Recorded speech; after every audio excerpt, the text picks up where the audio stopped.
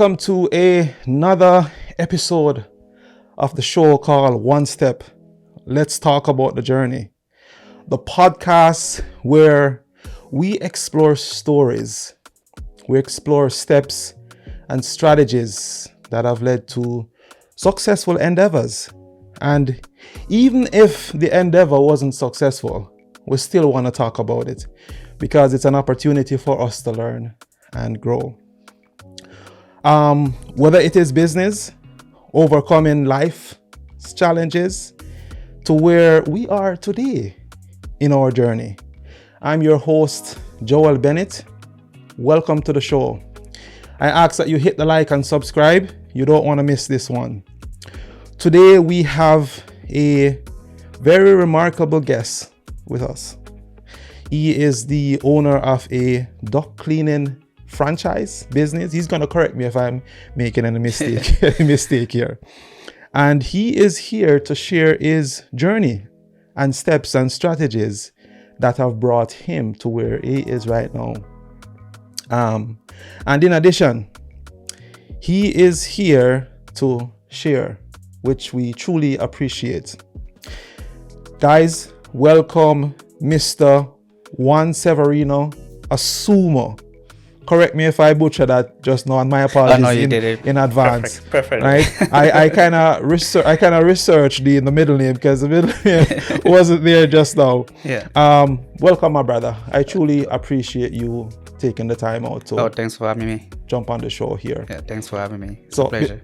before we get too ahead, I want my guests, my audience to know who Juan is. So I'm going to pass the mic over to you while you share that with us, my brother. Yeah. Well, she said, my name is Juan Asumu. I am originally from Equatorial Guinea in Africa. It's a very small country. We are colonized by Spain, so we're the only Spanish-speaking country in Africa. Mm-hmm. I first arrived in Canada in 2003. I went to high school here. After high school, I left and moved to the US to go to university. I went to University of Houston downtown after the university, and there weren't many opportunities in Houston, so I decided I already knew Edmonton, so I'll come back and try it here, and came back here, and I've been here ever since. So you have been here for a number of years, because you mentioned high school, right? Yes, I came to Canada when I was 14 years old. 14. Yes. So, sorry if I cut you off. I want to understand, what was life like for you back then here where in Canada were you? Which province were you in? Actually, I landed in Edmonton. Oh, you've been in Edmonton? The funny story is that I landed in Edmonton by mistake, actually. Yeah. Oh, really? Yes. I was back home in Africa, and I had just came back from a boarding school in Nigeria, my older sister and I, that we went back home to see the family, and we didn't know anything about that. We're coming to Canada or anything. And then the day before, then my dad is like, oh, you have to call your friends to say bye because you guys are going to Canada tomorrow. That's all. Canada. Mm-hmm. Okay. So we landed here like in the middle of January. It was so cold that because my sister was going to the university and I was supposed to go to the high school. Yeah. So the university people, they were actually picked up us at the airport. And then actually straight from the airport, it took us to Valley Village to buy a winter stuff because we didn't have any. Yeah. So that was a very interesting story, the way it happened. And actually the next day, my sister and I, we got lost trying to get to a Save on Food to buy food. And there was so much snow everywhere, it looked the same. Yeah. So we got lost for like a good hour in the middle of the winter, trying to find our way back to the apartment. Can you imagine? Yeah. So which part of the city were you guys? We are living downtown, just off of 105th Street and 91st Avenue there. Yeah, that's where we are living. Yeah. And you mentioned that you moved to the US. Yes. Was that after you came here or before? After I came here, after I finished high school, and because I had my little siblings already living in the US. And my dad, so that for financial reason, it's better that to have all of us in the same place, in the same house, instead of paying my sister and I place to live here, and then also paying mortgages in the States. So, and also for us to help with the little siblings, because there weren't anyone old enough at the home at the time in the US. So that's how my sister and I, we moved back to the US, and I went to the university there, and then I decided to come back here. Which state were you? Houston, Texas. Houston, Texas. Yeah. A lot of well, anyway, let me not let me not go down that road. All right, so a quick icebreaker, breaker one. Yes. What do you do to help you to meditate, to focus during your downtime? Well, I do a lot of reading. Yeah. I read a lot. I try to read new books. Mostly, I would say I'm biased. I read a lot of business books. Yeah. Yes. Because can you recommend one for us right now? Actually, one that I can probably recommend people right now is Buy Then Build. Yeah. By Buy and Build. Buy and Build. Okay. Yes. It's a book that I picked up. It's actually, you find out throughout the journey, this interview conversation, that is actually the book that brought me to where I am right now. Let's not get too ahead of ourselves, because no, you give, because it's all tied in, but let's take it slow, guys. I ask again, please hit the like and subscribe. We need your help to kind of get YouTube to spread this show for us and build the platform. Yeah. So Juan, okay, you mentioned that you're a reader. Mm-hmm. I like that. So is that the only thing that you do to help you to relax, to think, to focus, to plan the next move? Is it just reading? Is there anything else?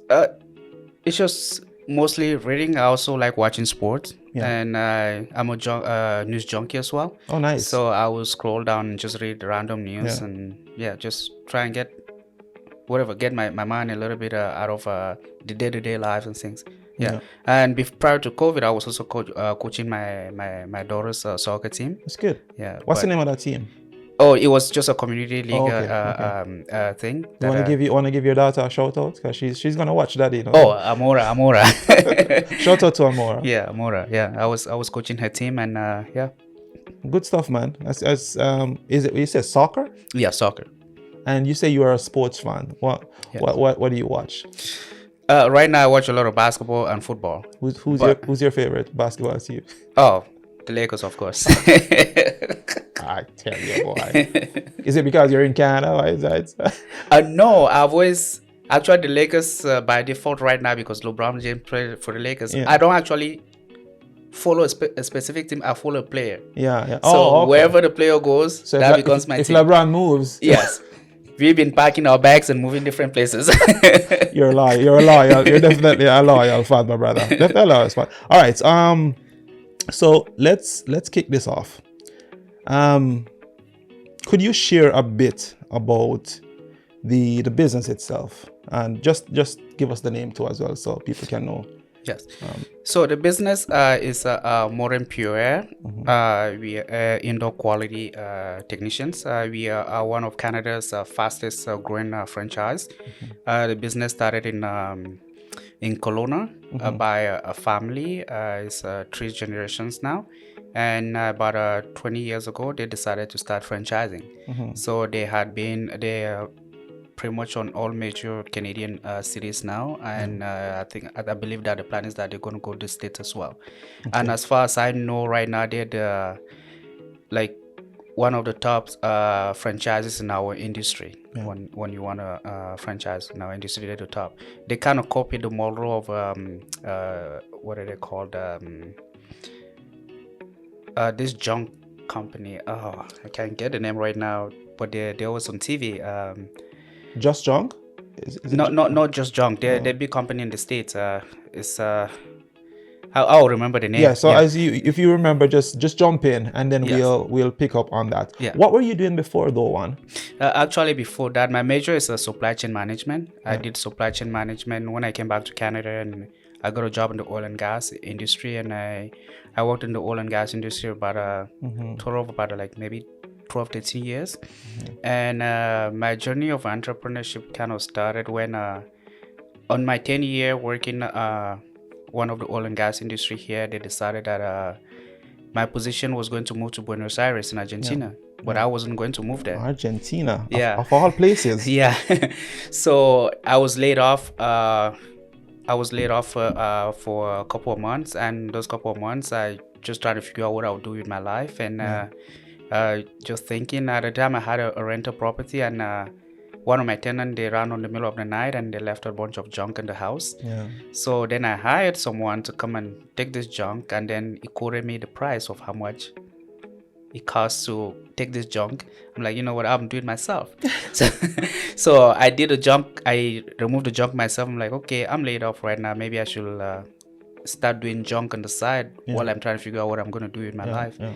And then it was almost the end of the winter. So, on the end of the summer. So when winter came, I got a call back that, oh, there's a job for you. You want to come back? Cold outside. I'm like, okay, yeah, sure, I'll take the job. So I went back and started working, and I worked again for like another 3 years. But I always had that itch that, I actually kind of enjoyed working.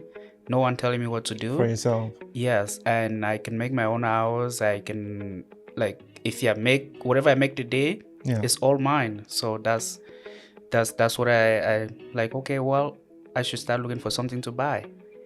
But so I should start looking to starting a business. Yeah. And then I stumbled into this book, Buy Then Build. I was listening to podcasts first. Acquisition Mind is a podcast. Yeah.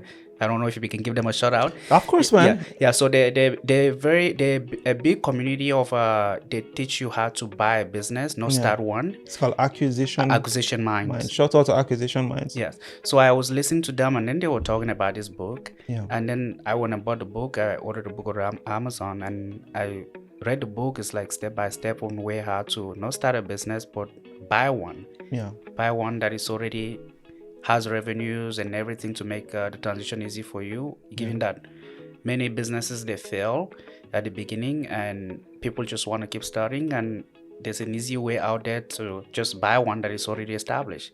Is that the description of what a franchise is? No, that's not the description of the franchise.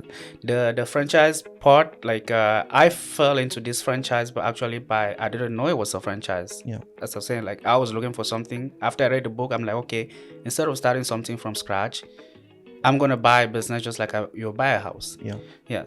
So I went for like a picture of 2 years, looking at different businesses and going through all the acquisition steps, like getting the financials, analyzing them, and deciding.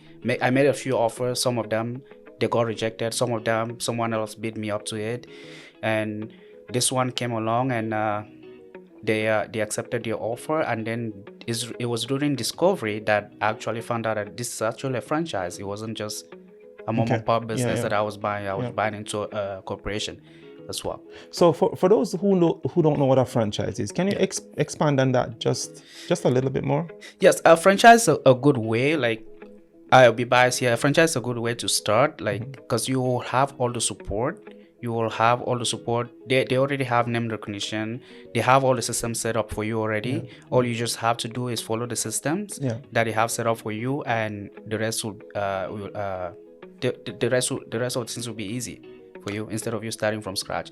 But the only thing is that you have to pay them franchise fees. You have to follow the rules. Yes. So those are the only downfalls. But other than that, like if you're just getting into this, a franchise might be a better way for you to start in. Yeah. Given that you have it's like having coaches on the sideline for you. They will help you, coach you. This is how you do it. This is how you have shown that it's been successful in the industry. You just follow the blueprint that they have laid out. So it's literally investing in something that is already, let's say, profitable, functional, structured. And I mean, all the coaches are there to help you to go along. Yes, you are investing into, because you're not investing into just like, I got Edmonton division, but I get access to the knowledge of the people in Kelowna, the knowledge of people in Toronto. Yeah. I get all the knowledge so that I can apply what has been working good for them over the years in Edmonton. Let me get back into the book that you read. Yeah. Is there anything else about what you discovered in that book that you can share with us that you wanna put out there? Yes, there's really good things into that book that like as I mentioned, like just buying a business that is already, like, look at it this way, like especially our communities, we do not know that we can go ahead and buy a business. We only always think that, I just have to start one from scratch, which is not bad. Yeah. But how many years can it take you to start one from scratch? Like right now, there are a lot of baby boomers about to retire. Yeah. And their kids are not ready to take those blue collar businesses. Our people, we like working with our hands. Yeah. Plumbing and all those things. Yeah. Those businesses are out there. They're available for us to buy right now. Yeah. Yeah. And the banks will provide you the money as long as the business that you're going to buy has the financials to show that they've been making money at least 3 years.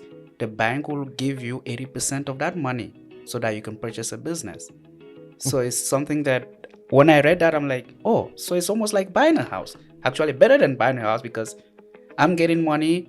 I'm buying something that the bank will approve that, yeah, this has been making money for 3 years. All you just have to do is follow what they have been doing and you'll be able to pay the loan. Some of those loans could be as little as $1,500 a month for a business that is like, if you take a loan for like, let's say for example, like a loan for like $150,000 and you're putting 20% down. So that loan will probably be like maybe like $1,200, $1,300 a month. But that business could be doing sales of, in our case, around like $50,000 to $60,000 a month. So you still have money to be able to pay this loan down. And those loans are like 7 years. You pay them down and you have a business that is already making money from day one. You can have some of them you can buy, have a salary from day one. Yeah. That's interesting, man. you are throwing out a million gems here, my brother. I have to be restructured. What should I be getting? Because this is really good stuff. Yes. Because you just made mention, and I just want to put a little bit of emphasis in it. Mm-hmm. So as long as the business is profitable and Yes. you can prove to the bank that this business has been in operation for a number of years, Yes. and what else does the bank ask for? I mean, apart from credentials and info from the business itself, what about yourself? For yourself, the bank would just ask that you have at least like 25, prepared to have at least like 20 to 25% down yourself, and your credit be good. They don't have to be great, they just have to be average.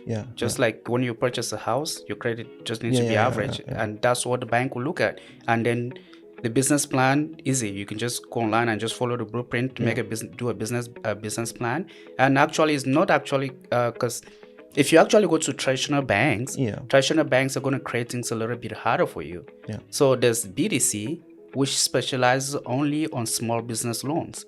Anything below $500,000, they will work that with you to find a way. As long as the business is making money, they will advise you, they will walk you through on how to get that loan. And the process itself, my instance, for example, the process itself with BDC, it was like 36 hours and I got a loan. Yes. Is that really that easy? Oh my God. I did not know that. All right. So I'm sure there must have been challenges, Juan. Like what were some? Because we don't want to give the impression that this thing is that easy. No. It is not. It is not easy. Like my case, for example, like, okay, got a loan. The business that I was about to buy, actually, the business, so they had listed the business for $250,000. And I got a loan for $250,000 minus my 25% down payment and the lawyer's fees and the accountant's fees. They were looking at the books and things like that. So during discovery, that's when the accountant actually discovers that the business that I'm actually trying to buy, this business, the guy is trying to sell me something that is not. Because he was telling me that I'm buying the entire Edmonton, when in theory his business was only focused on the West Edmonton side. So the revenue were inflated. I see. So I went back to the owner. We renegotiated the business. So we brought it down from $250,000 to $150,000. Wow. Yes. So then from there, he had to go to Kelowna, do the training and all that, and then come back day one, have the business. Okay, now you have the business. It's like winning the lottery. Now you have the business. What are you going to do now? Exactly. So there's been, I'm not going to lie to you, there's some sleepless night. Some days I had to shed tears. Like my senior technician that came with the business. All of a sudden it's like, oh, I want to be a real estate agent. Good for him. But I'm like, oh my goodness, what am I going to do? I don't know much about this industry. I'm like literally supply chain management to now trying to figure out lifts and docks and all those language that I've never ever talked about before. So that was very tough. So hold on there, Juan. So in other words, prior to you buying this business, you knew nothing about it. I knew nothing. All I knew is that I want to buy a blue collar business. Yeah. That's all I knew, because I'm like, okay, blue collar business, people always gonna need them. Either lawn mowing or car washing, people always gonna need those things. Yeah. So that's what was my focus. Just a blue collar business. Yeah. I don't need to be the expert. I just need to, as long as it comes with the employees, I'll figure it out along the way. Yes. So what did you do then? Seeing that this so when you said your senior technician wanted to, he wanted to become get into real estate. Oh, you wanted to switch then? Yeah, switch. So he got a good opportunity, like to start like at a low level position with a real estate company, while he gets his license to become a realtor.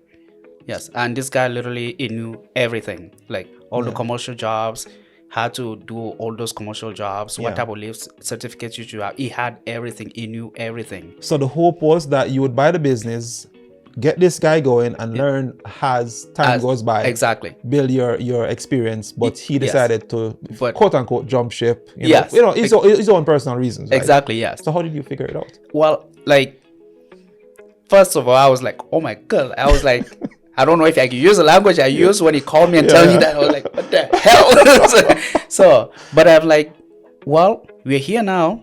Yeah. My fiance was like, well, we're here. What are you going to do? Like, we can't quit. Yeah. There's a loan to pay the bank. The other employees that depend on the salary to getting paid every month. So I'm like, okay, I'm just going to try. I'm going to figure it out. And if this job is just too big that I can't figure it out, just going to let it go and then try again next year. So that's how it's been, just figuring it out. But I can say, like, right now that I think I'm a little expert in that. So Juan. Yes. How long did it take you? Because when he decided to make decisions for himself and move on, how long did it take you to get your experience and knowledge and skill level up to par? I'm still learning till this day. Yeah. But I would say like about like 90% of the things in this industry now, I know when I go to a job, I can tell now how long it might be able to take. Yeah. Because right now I do the coding myself. Okay. Yes. I do the coding myself, so I'm able to tell like how long this might take now. Yeah. Yes. So, but there's some things that I'm still learning. That's where the franchise part comes in. Yeah. Or the help with the franchise comes in, because I might see a piece of equipment that I've never seen in my life, but I can take a picture or a video and send it to our forum on the franchisees, and there will be someone there in the franchise that will reply, tell me what the equipment it is, how we can go about cleaning that equipment. All right. So seeing that we're on the topic of what you do, what your business is about. Yes. Let's explain that a little bit more. So the duct cleaning business, like, give us an overall description, what it's about, what is involved, and then I'll try and probe as to the importance of it. But first of all, give for those that, because most times persons may think, oh, these guys come in and they clean your duct, but they don't know what's involved, the dynamics of it, what you have to use to do what you have to do. So this is where your expertise comes in now. So just give us a little bit of overhead as to what it's about and things like that.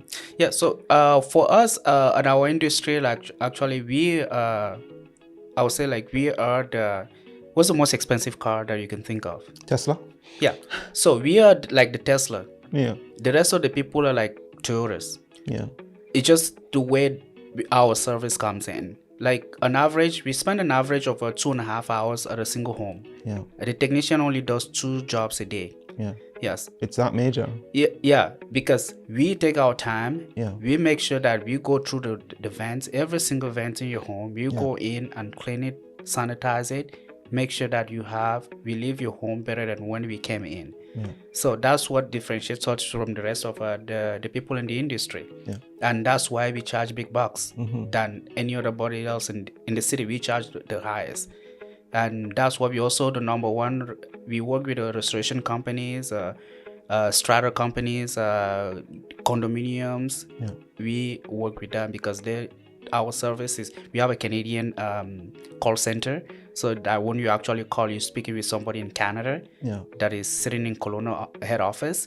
We have our shiny vans and Mercedes Sprinter vans. So they're always clean, and our equipment, the technicians always well dressed and well spoken. They know what they're doing before the technician is able to do a job.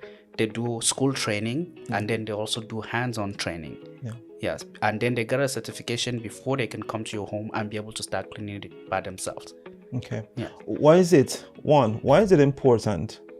Why is this job so important that people don't understand? Why cleaning the dock assembly of your house is vital. Think of your home is like your body. Yeah.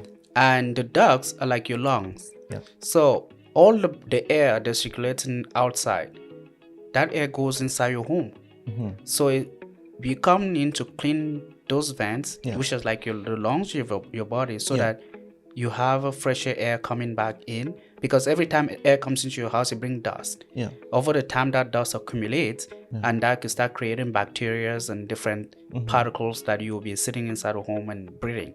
Yeah. So that's why we come in and clean that, wipe those with our proprietary technology that we hook up the vacuums and clean up and with air whips, and we clean up the vents and the ducts, so that the fresh air, you will only have fresh air for the next 2 years. At least for homes, we recommend to do it every 2 years. Every 2 years. Yeah. Okay.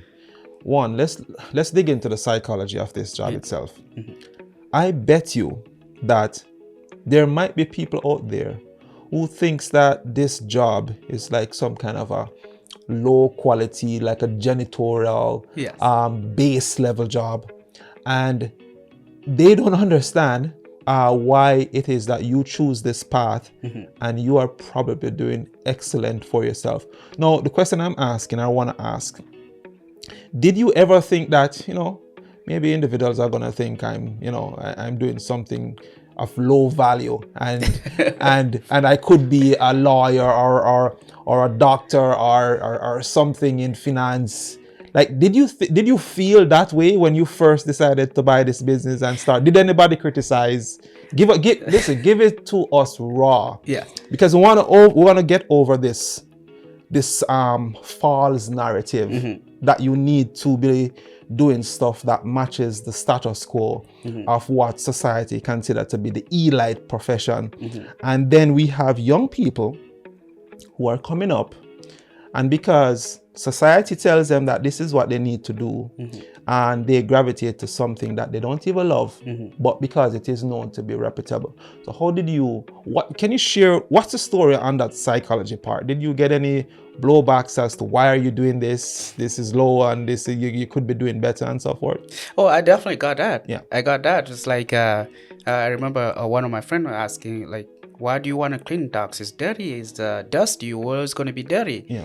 And why can't you just get into something like, given that my background is supply chain management, why can't you get into something like transportation or something like that? Yeah. And at the end of the day, I looked at it as like, okay, when I go to the grocery store with my cash, my credit card or debit card, it's the same debit card as the banker will bring, or the lawyer. Yeah. So he's gonna be able to buy the same loaf of bread and the same thing. And at the same time, like, I kind of enjoyed being outside except for the cold part. Yeah. And this job provides both you inside, you're outside, you're inside, you're outside, and so I was like, I want to do this. Even if it's gonna be dirty, but if this is what is gonna take me to where I want to be, this is what I'm gonna do. Like both my parents, they're entrepreneurs. My father, he's been like an entrepreneur for as long as I can remember. Oh, so there is some inspiration on that side. Yes, but they do they don't do blue collar work. My dad is an accountant, so he has an oil and gas auditing firm. Actually one of the biggest in our country. Given that he's the only one at the time, he was the only one that was certified by the U.S. government to be able to do oil and gas audit on American companies.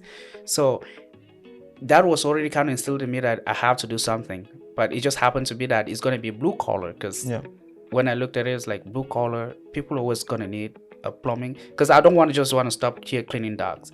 I want to do all the blue collar stuff. So it's for me, it's we get dirty, as long as the money is there and it provides a good life, I will do it. All right. So because I'm trying to make sure I'm covering all my grounds here. One. Yes. Were there times when you probably just felt like you wanted to give up and maybe try something else? Oh, there's been many times. There's been many times. Like, the technician probably have a job, and then be like, "Oh, the compressor is not working, or something is going." There's always something going wrong. Yeah. When you're an entrepreneur and you don't have, like, I had a better life when when I had a job, because as soon as Friday hits, unless I'm taking my computer home, I forget about work for 2 days at least. Yeah. But now it's 24/7, 7 days a week. Yeah. I have to be constantly thinking about the next step, the next step, the next step. So it's ongoing thing. And there's been many nights, because every entrepreneur, you're gonna have many sleepless nights, as I said. Yeah. Some days I've had to shed tears. Yeah. Because things are just not going. Like, it could be a nice day starting, and then all of a sudden shit just hit the fan, and you have to figure it out. How do you strategize, Juan? How do you strategize to make sure that the business don't go under, and that you can maybe get more clients, motivate your staff, just to keep the business going? Like, is there a strategy involved in terms of how you do that in your own way that has worked? Yes.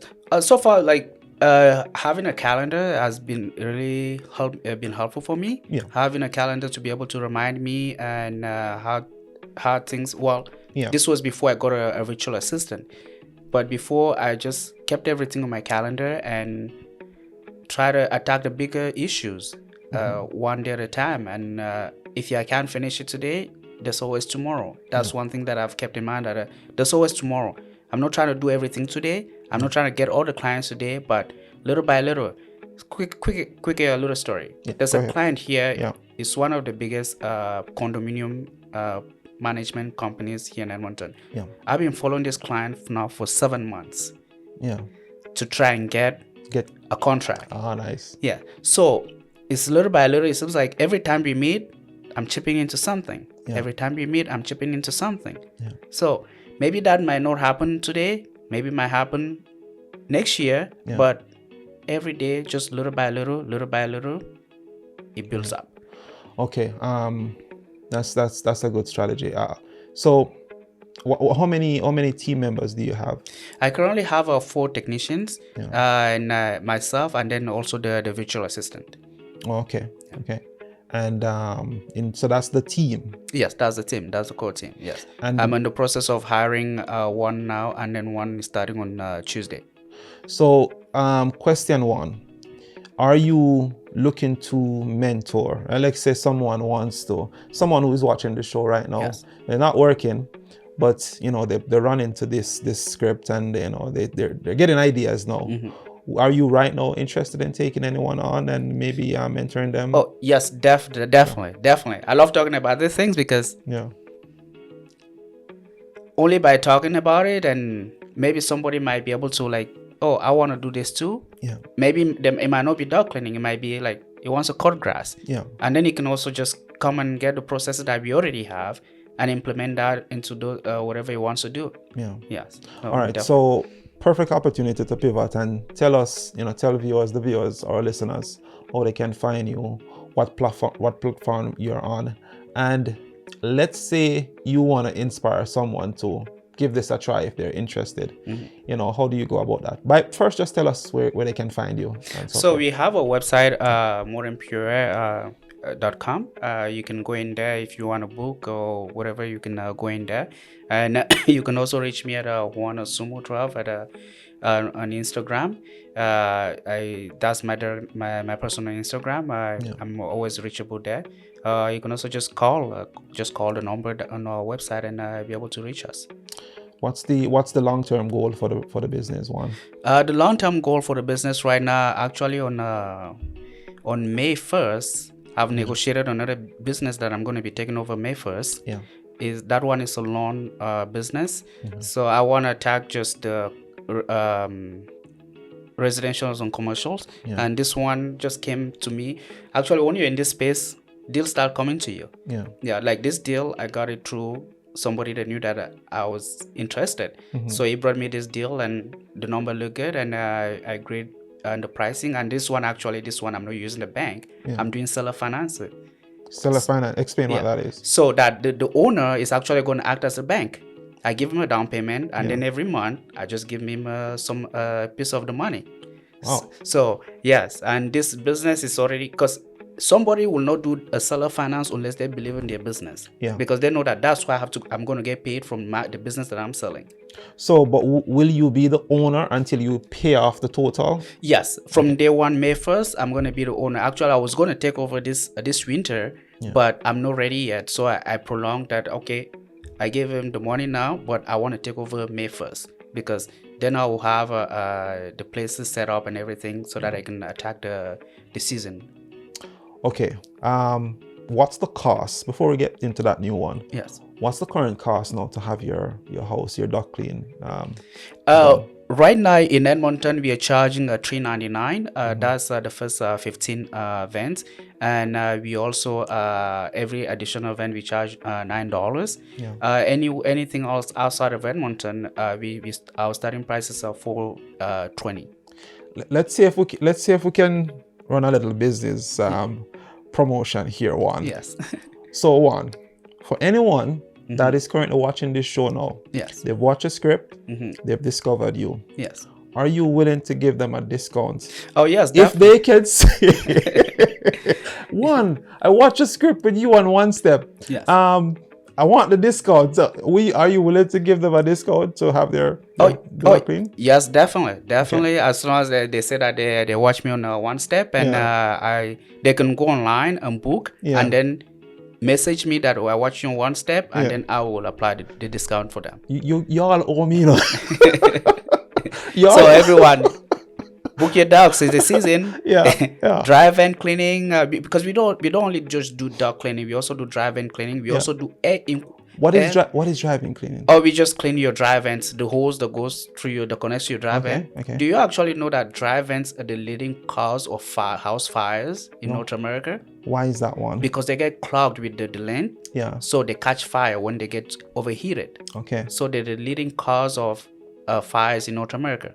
House fires. What were you gonna say just now before I feel like I rudely cut you off? Oh no, I was gonna say that we also do air indoor quality testing, where we'll actually come to your home, run a device, walk around with a device, testing the air that you breathe inside your home. Yeah. So it's not just basic little dog cleaning. That's why I mentioned earlier that we are the top of the la creme, as they say, in the dog air quality indoors industry. Okay, Juan, what have you discovered? I know it's gonna sound horrible, right? Yes. What have you discovered about some of the quality here in individuals' home or even apartments that they don't even know about? Oh, I know that this one is gonna be touchy, but I figured because we want people to understand that you're breathing in stuff. Some homes, you'll go in there, you'll be like, maybe before you call for air dog quality, you call for dog cleaning, maybe you should have called the cleaner first. Oh my God. Then call us after. It's that bad. It's that bad. Why is that? Because people don't clean their homes properly or don't clean it at all? People don't clean their homes. They don't just care. Oh my God. Like they just don't care. Like when you get inside a home, like even if you wear masks, you will have a mask on, you still smell like it's like a hoarder's place. Oh my God. Yes. One, can we say that maybe it's just because of ignorance? They don't know. Yes. Because think of it, if you don't know what you're breathing in, the importance of having your duct clean, why the air quality can have a negative effect on your health. Yes. I think it's just not knowing. No, you're definitely right. Yeah. The funny thing is, like, my father has lived in North America now for like 20 years. Yeah. And he owns several homes. He didn't know that he had to had his dog cleaning until I bought this business. That's when I called him, hey, Dad, have you ever had your dog cleaning? He's like, what is that? So I had to go online, trying to find somebody in Houston that can go clean his dog for him. And then when they got there, given that in Texas, it's always hot. So the ACs have started building mold over the years. Yeah, it ended up being a big check that he had to write that day. My God. It's like, oh my goodness, I have to do this every year now. Like, could it be one of the main causes, one, of we getting sick? Or kids getting sick, or parents getting sick, and we think it's just the common cold from outside, or we pick it up from someone that we had interaction with, not knowing that it's the place that we sleep. Oh, yes, it is. Even your rashes in your body. Yeah. Yes, that can cause rashes in your body as well, because the bad air creates all those particles that can be on your body, you don't even know. Yeah. And especially in our community, man, I come from Africa. There's no such thing as dog cleaning over there. So like I will come here, buy a house, or rent somewhere. You wouldn't even think about it, or that I have to clean my driveway because it might catch fire if it get clogged. We don't because we don't know. Yeah. Yes. So my God. So part of owning this is also like a way. That's why I try to go to as many African stuff as possible to educate our community that these things are here. We need to take care of them because we don't know.